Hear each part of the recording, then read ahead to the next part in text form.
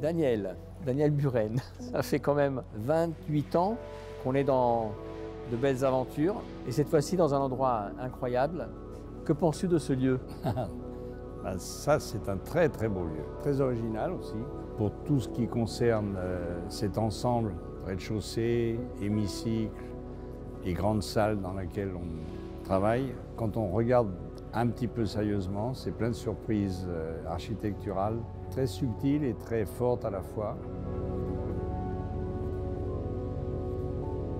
On va commencer à te demander l'impression que tu as maintenant de cette œuvre symétrique dans cette architecture. Merveilleuse.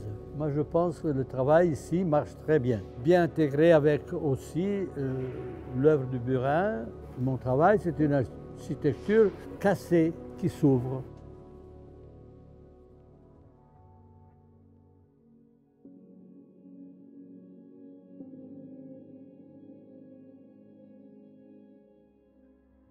Nous avons trois acteurs, Buren, Pistoletto, mais aussi l'architecte Auguste Perret, et avec lequel chaque œuvre négocie cette idée finalement de miroitement, de reflet, de réflexion au sens propre comme au sens figuré, va conditionner cette exposition à la fois spectaculaire et en même temps éminemment conceptuelle dans la mesure où nous sommes dans une réflexion sur la géométrie la plus essentielle qui soit, un langage géométrique essentialiste, absolu, et en même temps quelque chose d'absolument spectaculaire, presque on va dire kaléidoscopique, pour reprendre ce jeu sur les miroirs.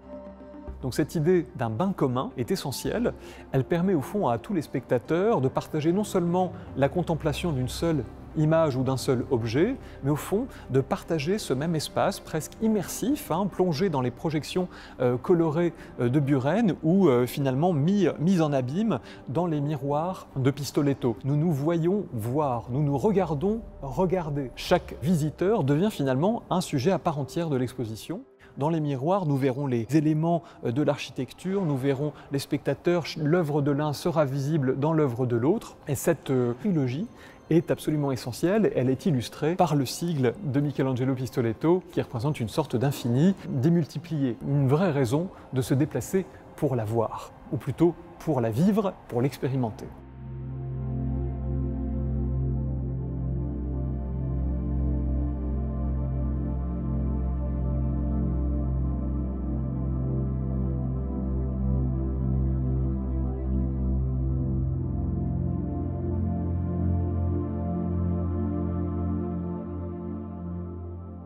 Tu as pris un petit détail pour en faire en quelque sorte le dessin de ton travail ici. En dehors du lieu lui-même, qui automatiquement est, d'une certaine façon d'ailleurs, parasité par mon travail, c'est tout le temps le cas, il y a des choses en dehors des jeux avec les reflets, lorsque j'utilise les reflets, on peut dire presque des clins d'œil à certains éléments. Et là, j'ai pris ce qu'il a fait lui-même sur les fenêtres, qui sont ces V qui parcourent les grandes façades de bas en haut. On pense que les choix de la couleur, comme dans ce cas, soient un choix de goût, que ce soit décoratif. Et en fait, les couleurs sont posées en ordre alphabétique en fonction du pays où tu installes les œuvres. Et dans le sens de l'alphabet aussi. Quand c'est dans des pays où on écrit de droite à gauche, ça va dans l'autre sens. C'est pour ça que une des raisons pour lesquelles je travaille comme ça depuis toujours, ça ne permet pas de faire un discours sur mon bon ou mon mauvais goût. C'est la même chose pour les mesures. Tu t'es obligé, avec ce fameux outil visuel de la bande de 8,7 cm, à t'imposer des formats et des cadrages. Même beaucoup plus fréquemment que la couleur, que j'utilise beaucoup, mais pas à chaque fois. Le calcul et le positionnement de ce qui va se faire en 3 ou en 2 dimensions est toujours à la fois en dialogue avec les mesures du lieu et avec cet outil visuel qui permet aussi de mesurer des choses où l'outil visuel n'apparaît pas. Pourquoi 8,7 ? D'où ça vient ? Ça vient pas de moi, bien sûr. Justement. C'était la taille moyenne à 2 mm près, 3 mm près exactement, de ce que je trouvais dans le commerce quand j'ai commencé à utiliser les bandes.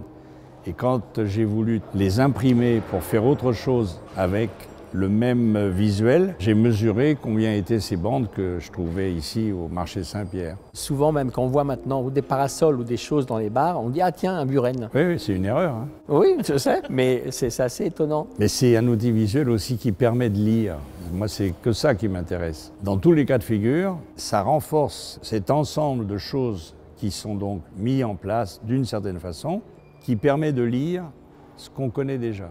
Et l'autre chose qui est toujours dans les légendes et qui explique en quelque sorte, enfin qui donne un cadre à ton travail, c'est travail in situ. Sans me vanter, j'ai quand même été le premier à utiliser ça dans le langage courant. Or, la signification pour moi de travail in situ, c'est une boucle complète. Ça veut dire, c'est fait sur place, c'est fait avec des gens, c'est fait dans une architecture ou dans un paysage, c'est à consommer sur place, et ce sera détruit sur place. Et on le verra après, plus jamais.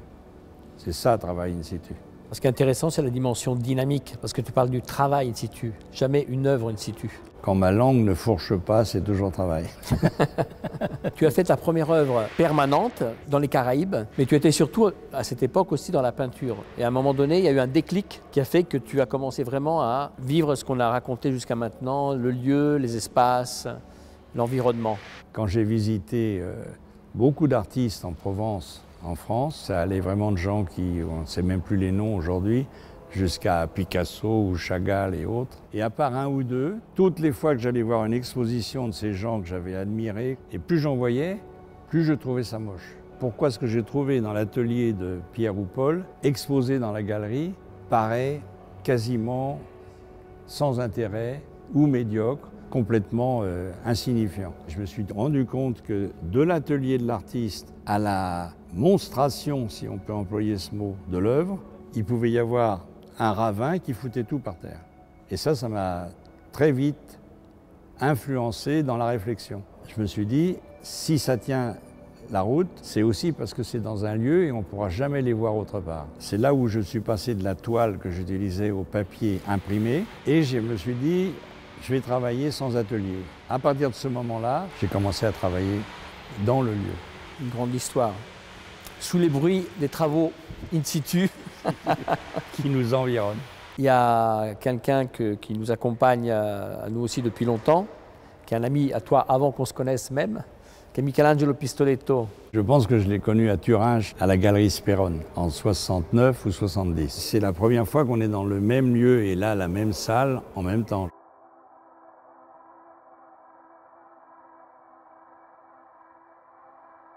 Ce qui t'intéresse, c'est l'aspect phénoménologique du miroir. Quand est-ce que tu as commencé à arriver au miroir? Je suis arrivé au miroir en recherchant mon identité. Qui je suis? Pourquoi je suis là? Mon signe est un signe comme un drapeau. C'est mon drapeau. Mais moi, pour moi, ce n'était pas suffisant. Et c'est justement en transformant la toile en surface très polie, très lisse, que j'ai pu voir le monde mis en vertical, tout ce qui existe entrer dans mon œuvre. Je me suis connu dans la totalité. Donc on peut dire que le miroir, c'est la société. Le miroir est l'univers. Moi, je deviens société. Et la société devient une quantité d'individus qui ils sont là seuls, mais en même temps ne sont plus seuls, sont avec les autres. Ce qui est important, c'est que l'art devient une texture qui met tous les éléments, tous les secteurs en condition de se rencontrer, de se mêler, de produire toujours quelque chose qui n'existait pas, qui est ce qui est dans la formule que j'ai faite, qui vient de l'infini. Mais dans le miroir, on a l'infini. À chaque instant, le présent change. Ce que je vois dans le miroir maintenant n'était pas là, il est là, ne sera plus là, jamais plus. C'est la combinaison, c'est la connexion d'éléments différents que toujours se combinent et produisent un élément nouveau, des éléments nouveaux qui n'existaient pas. Donc celle-là est la formule de la création. On a pour la première fois la combinaison entre le miroir qui part d'une œuvre des années 70, division et multiplication du miroir, qui est ce que tu viens d'expliquer. Mais cette fois-ci, tu poses sur le miroir, ce symbole du troisième paradis. Nous sommes aujourd'hui dans un moment de passage de ce qui était le premier paradis, le paradis naturel, et le deuxième paradis, le paradis artificiel. Nous vivons aujourd'hui dans un paradis artificiel qui est en train de détruire le paradis naturel. Mais faire attention, si on continue à créer de cette façon, on va détruire pas seulement la planète, on va détruire l'humanité. Donc l'intelligence, l'artificialité doit maintenant être prise en main pour la guider avec une relation possible, avec un équilibre et une harmonie possible avec la nature. Ce signe, on peut très bien l'appeler aussi comme une formule de la création, parce qu'en fait, ça fonctionne pour tout. C'est la formule de la création. La formule de la création est expliquée dans le processus de ces œuvres qu'on a ici. Au début, les deux miroirs sont un contre l'autre.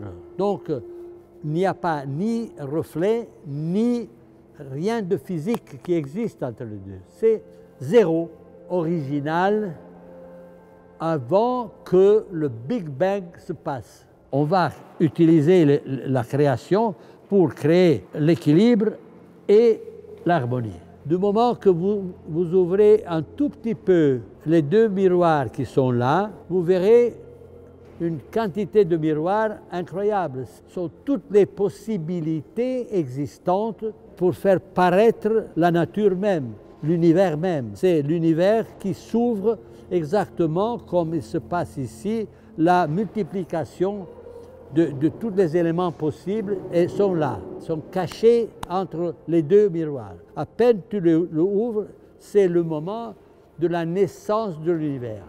Nous sommes maintenant dans un certain moment de l'ouverture de cet univers. Jusqu'à quand les deux miroirs seront ouverts, ça sera la fin parce qu'il n'y aura plus la possibilité de connexion pour créer des éléments nouveaux. C'est la première fois que vous êtes ensemble à deux. On utilise deux éléments différents. Lui, la transparence de vitre, et moi, le reflet de miroir.